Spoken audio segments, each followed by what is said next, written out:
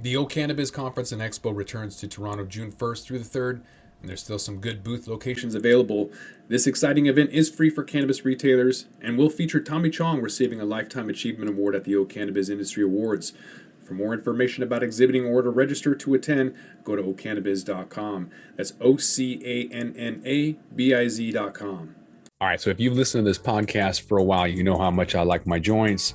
Follow this for a long time, about 7 years, following this whole thing from hand rolling to the knockbox to full automation. So we take a look at a report about pre-rolls and how exactly people are buying them. So a little bit more in depth than normal. Y'all know that they're popular, all of that. We're going to examine exactly how they're sold, singles and multi-packs, the overall market share, the price between US and Canada. We'll also take a look exactly who's buying them and which package sizes of pre-rolls are the most popular in the US and Canada. So all of that coming up.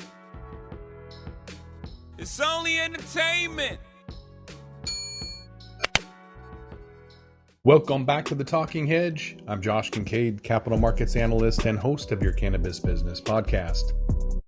All right, looking at market share of cannabis pre-rolls in the US and Canada. I'm going to deep dive here. Looking at this graph, we can see that market share in the US for 2021 across both countries, looking at the units sold, multi-packs accounted for 79% purchased just last year and only 25% in the US. So Canadians definitely know what they want. They're going to buy it in bulk and take off.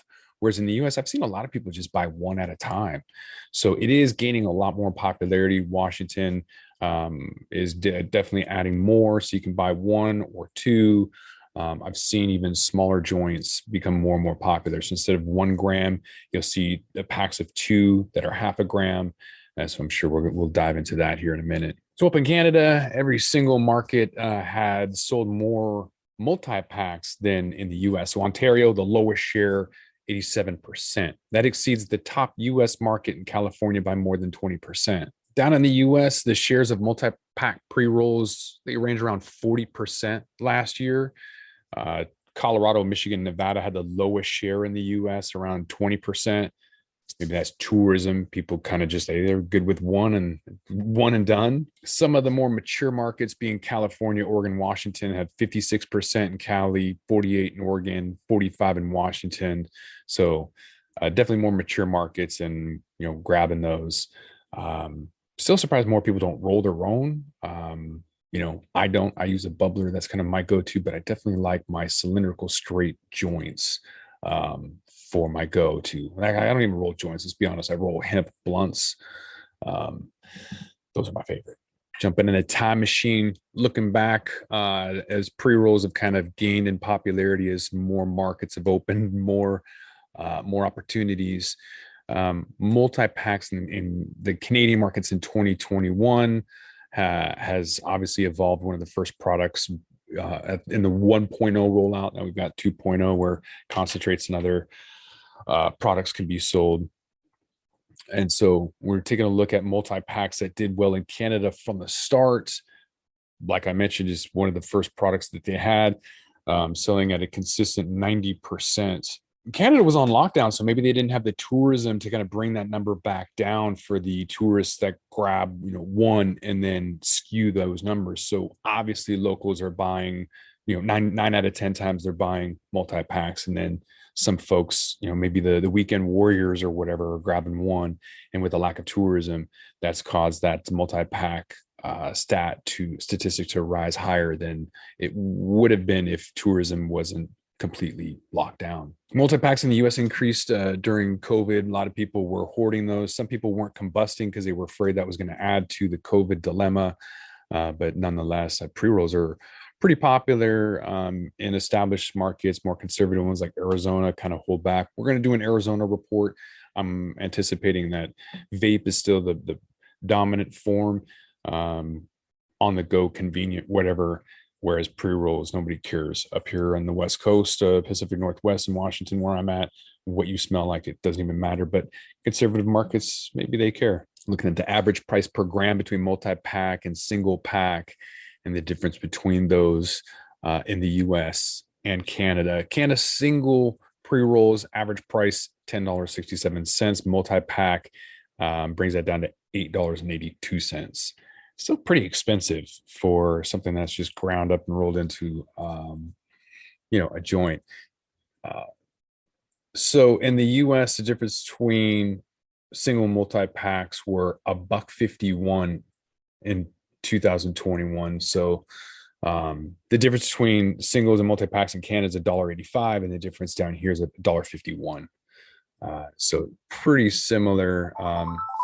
There is not a bulk discount, is what they're saying. So it's still pretty expensive per pre-roll and not much of a discount if you buy in bulk. Segment share between multi-packs and single pre-rolls in 2021. So indica single strain, sativa single strain segments had the larger market share within multi-packs, whereas the single pre-rolls had a larger market share of the connoisseur or infused segment. Demographics, like who's buying these up in Canada, it's kind of hard to differentiate. They're pretty popular amongst everybody. Even the lowest market share demographic of Gen Z males was over 80%. So share of multi-pack pre-rolls are increasing as age groups get older.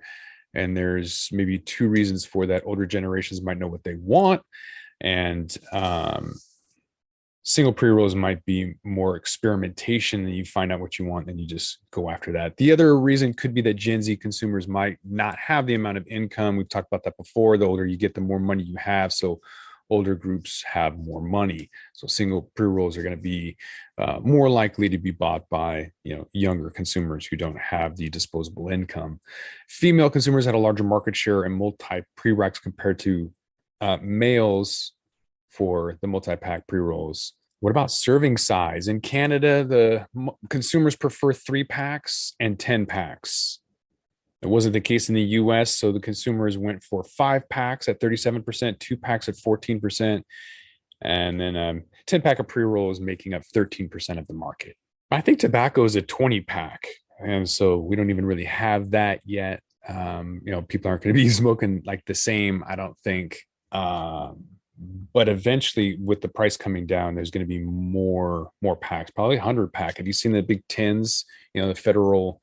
I think there's still at least one person who gets that federal 10, and there's like 100 pre-rolls in there. So I'd buy one of those. So we talked about economies of scale and discounting when you buy a lot. So this graph is kind of showing that basically the more you buy the multi-packs, the more you're going to save. But it's not significant, like we mentioned. It's only matter of cents.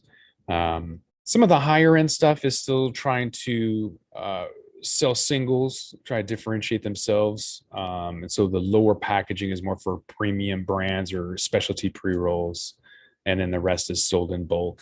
But regardless, if you prefer 1 or 10, doesn't matter. We're going to keep you up to date on everything that is cannabis, pre-rolls, cylindrical, or cone shape. Doesn't really matter. Blunts too. So we don't discriminate. With that, we're going to roll this one up. I'm Josh Kincaid. This is The Talking Hedge. Don't forget to like, share, and subscribe, or don't, and I'm out.